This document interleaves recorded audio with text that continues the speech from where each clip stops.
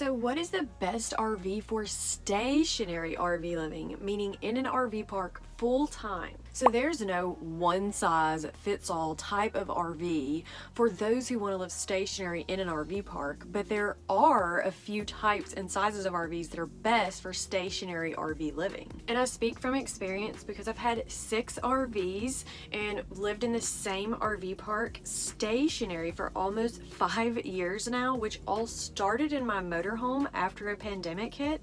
Then I decided to sell it and we purchased this travel trailer to live stationary in. Plus now we've added the van so that we can travel in it. If you didn't know, I have 5 dogs and 1 cat plus my man, so the van life is perfect for that. Although I have peeps in my life, I still do a lot of solo RV living, whether it be stationary or on the road doing the van thing. So yes, I have 2 RVs. One is the travel trailer for living stationary at the RV park in, and the second one is the van for traveling in. So let me be extremely clear. This travel trailer has never moved from here, this RV park. It's been here since we purchased it. Actually, it's only moved 3 times its entire life. From the factory to the lady that bought it, to the lady that bought it to our storage unit, and then our storage unit to this parking spot because I was selling my motorhome. So this travel trailer never moves, and we don't even have anything to tow it with if we wanted to. But there's a reason that I sold my motorhome and bought a travel trailer instead, and I want to tell you why a 5th wheel may not be the best option for stationary RV living, and why I decided that a travel trailer would be the best for us to live stationary in the RV park instead. And in case you're wondering, my RV is a Puma Palomino 32 BHQS travel trailer, but it actually does come in different floor plans, including a 5th wheel. If we haven't officially met, I'm Blogging Brandy, an ex-corporate Kool-Aid drinker, born to be creator, digital nomad, and RV living, or should I say nomadic entrepreneur, because sometimes I'm in my RV and sometimes I'm not. But I'm also the creator of RVersity and this channel, my university for RVers and community. So if you're excited about this video and this topic, and that sounds like it resonates with you, be sure to hit the like button below, subscribe to my channel, and tap that little bell icon so you're notified each and every time I publish a new video. Now, I've given you a tour of my motorhome setup when it was stationary here at this RV park, and I've given you a tour of my travel trailer setup while I've been stationary currently at the same RV park, as well as I've put all these tips and tricks, including those tours, into my stationary RV living guide that you can check out after this video is over. I'll drop a link to it in the description below, as well as you can head over to RVersity.com to find out all of those details. So which RV is right for me when it comes to living stationary in an RV park full time? So how do you choose between a motorhome, 5th wheel, travel trailer, or van? Now, my first big tip for buying an RV for stationary RV living is not to purchase one with a motor, meaning a motor home or even a van, something that's meant to be driven and traveled in, not to park and live stationary for a long period of time. Now, that depends on your RV life and how long you're going to be parking it versus moving it. I get that, but I did make a video about all the pros and cons of purchasing a motorhome to live in, especially stationary. So you can check that out in the description below this video. My second piece of advice for choosing the right RV for living stationary in an RV park long term is not to listen to everyone else that a 5th wheel is the right RV for your lifestyle and budget. It may not be the right RV for you. The reason that we chose a travel trailer, even though they have a 5th wheel setup for this same exact unit, I'm pretty sure, or very similar floor plan, was because of the mechanism that a 5th wheel hooks up to a truck. And we don't even have a truck or the ability to tow this trailer, but if we needed to call someone quickly, we don't want to have a weird situation because technically we're renting someone else's property on their land. So if we need to pull out of here quickly, we don't want to have a situation where someone can't help us, or someone that could help us is like, hey, I could tow you, but I don't have a 5th wheel setup. That's the reason that we chose a travel trailer, or more of the reason that we chose a travel trailer than a 5th wheel. But But some questions to ask yourself are, why are you wanting to buy this RV for stationary RV living? Is it a permanent residence? Is it a vacation home away from home? Or is it your office space? These things all play a role into choosing the best RV for stationary RV living that's right for your lifestyle and budget. Another tip is that you don't need a tow vehicle if you're living stationary in your RV. So if you do buy an RV and you need to tow it, you can have the person that you purchase it from, if it's an individual, or the dealership, or you could even hire a private tow company to move it to the RV park if you know where you're going to be staying at, or even put it in storage or take it to your house if that's where it's going to be at while you're making the transition. Of course, I would check around on prices for this because they're probably going to charge a fee for this. My first RV was a travel trailer, and I purchased it, then I spent a month looking for a tow car and left it at the dealership when I could have just had the dealership deliver it to an RV park close by.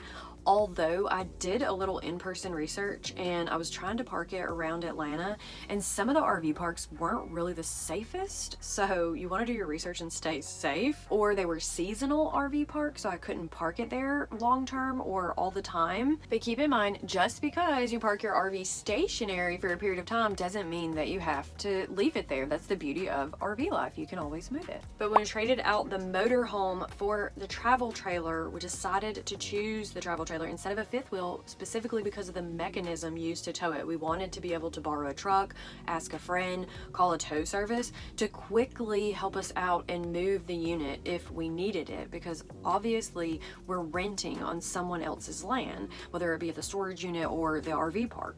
And again, we don't have a vehicle that will tow the travel trailer. It's too heavy, so it would actually tear up the vehicle that we do have if we tried to move it. The tow weight, the heaviness of the trailer would tear up the van. So even though there are landlord-tenant laws and you might think, oh, well, they can't just kick me out of here, you are renting on someone else's land and you want the ability to leave, even if you're not welcome, or let's just say they threaten to kick you out.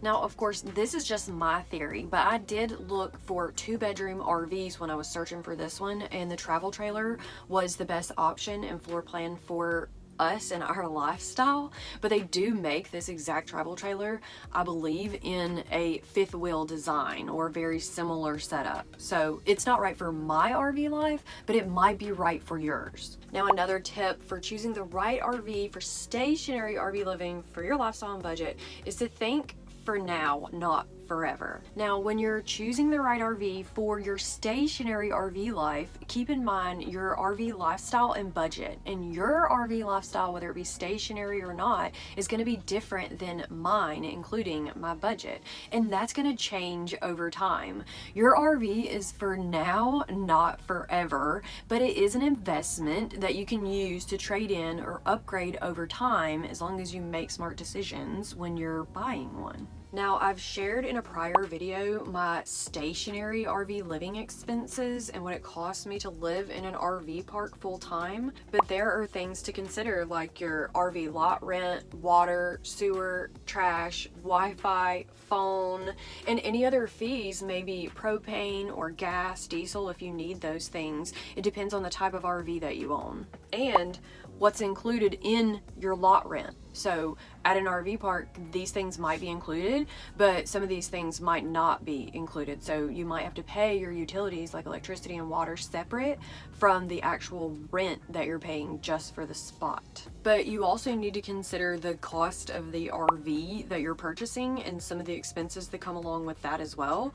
And I've made videos all about this that you can check out in the description below this video after this video is over, or head over to RVersity.com and find those. So another thing to consider when choosing the best RV for stationary RV living is, what are your wants versus needs? So the first thing when deciding on the perfect RV for your RV life is, what do you need versus what do you want? And what do you need, for me, the first thing to look at is the floor plan in terms of amenities. So ask yourself, how many people and pets will I need space for in my RV? Do I need to make arrangements for someone who has a disability, a wheelchair or walker? Do I need a desk, full shower, bathtub, 2 bedrooms or 1? Now, keep in mind that you can make small upgrades to your RV for things like TVs, kitchen appliances, mattresses. So when it comes to choosing an RV, you're never going to satisfy all of your wants, so you need to focus on your needs and must-haves. So for me, I like space, and I wanted a separate bedroom or a separate space both in my motorhome, which was a toy hauler,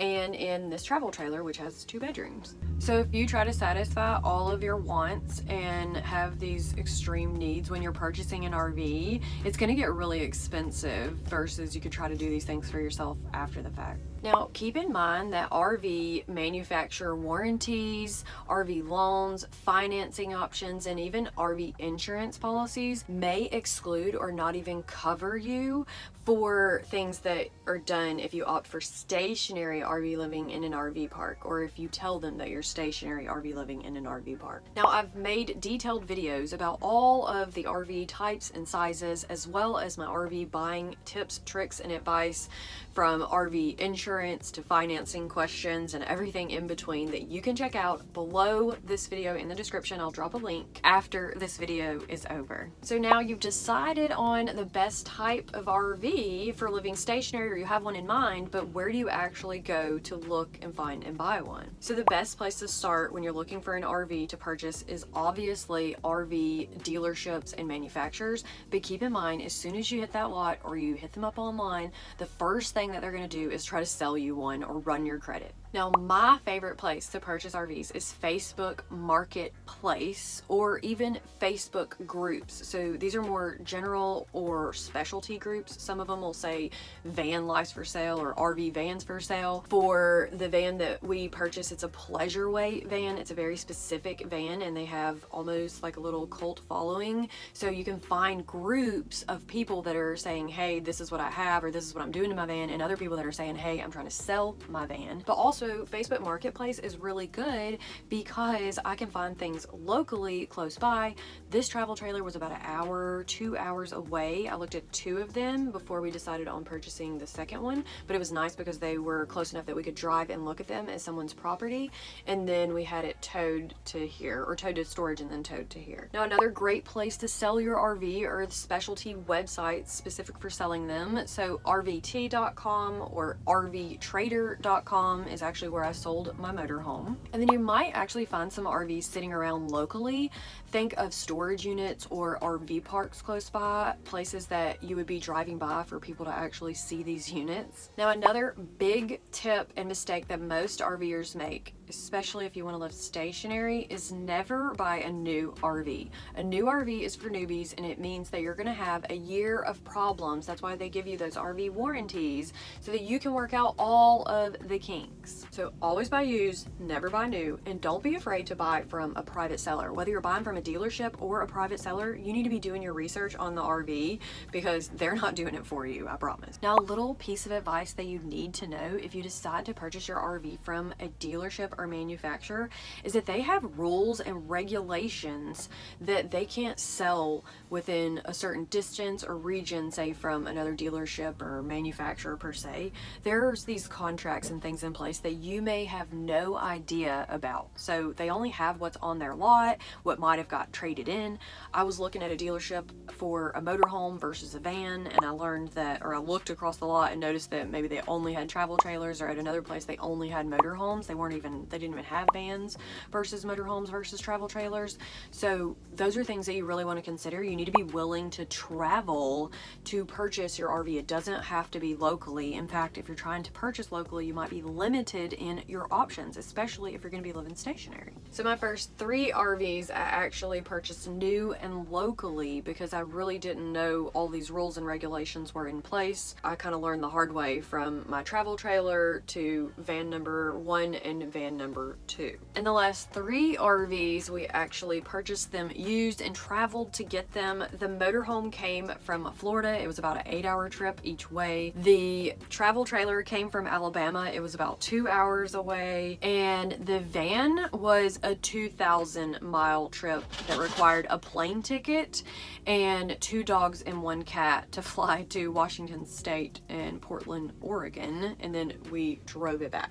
And FYI, you can put a deposit down on an RV, whether it be a dealership or a contract that you sign with a private party. Trust me, been there, done that. We weren't flying 2,000 miles away to purchase a van that we hadn't even looked at. Okay, so now you know all of my tips and tricks for how to find, choose, and buy the right RV for stationary RV living in an RV park full time. So I want you to comment below and let me know, what was your biggest takeaway, or what questions do you still have? Drop a comment below. I can't wait to read them. They're my love language, and I promise I read all of them and I try to respond to you back. And don't forget, I've put all of these tips and tricks in my stationary RV living guide that you can pick up in the description below this video, or head over to RVersity.com and find that. Now, if you like this video, be sure to hit the like button below, subscribe to this channel, and tap that little bell icon so you're notified each and every time I publish a new video. And until the next time, I've put together all of my stationary RV living tips and tricks and videos in a big playlist that you can binge watch all of those. I'll drop a link to it in the description below this video. And of course, thanks for watching. I'm Blogging Brandy. Until the next time, I love you, and I'll see you in the next video.